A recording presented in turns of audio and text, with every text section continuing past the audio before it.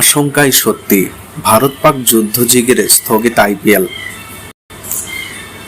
আশঙ্কাই সত্যি, ভারত পাক যুদ্ধ জিগিরে স্থগিত আইপিএল 2025 কবে কিভাবে টুর্নামেন্টের বাকি অংশের আয়োজন হবে বা আদৌ হবে কিনা সেটা নিয়ে অন্যান্য স্টেক হোল্ডারদের সঙ্গে আলোচনা করেছে বোর্ড।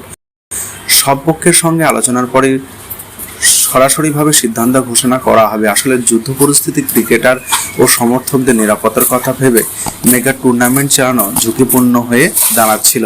বৃহস্পতিবার ধর্মশালায় মুখোমুখি হয়েছিল দিল্লি ক্যাপিটালস এবং পাঞ্জাব কিংস, কিন্তু লাগাতার পাকিস্তানের হামলার জেরে ব্ল্যাকআউট করে দেওয়া হয় ধর্মশালায়।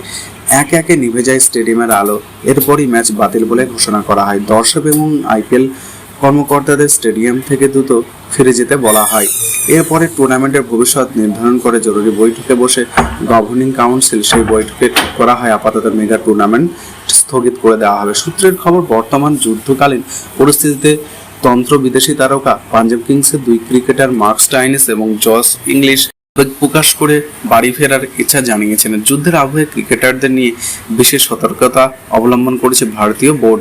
কিভাবে ক্রিকেটারদের বাড়ি ফেরানো যায় তার ব্লু প্রিন্ট তৈরি করা হচ্ছে বলে খবর। আইপিএল এর বাদবাকি অংশ কবে কিভাবে আয়োজন করা হবে বা আদৌ হবে কিনা সেসব স্পষ্ট করা হবে এবং সব স্টক হোল্ডারদের সঙ্গে আলোচনা করার পর আপাতত বোর্ড সব পক্ষের সঙ্গে আলোচনা করেছে।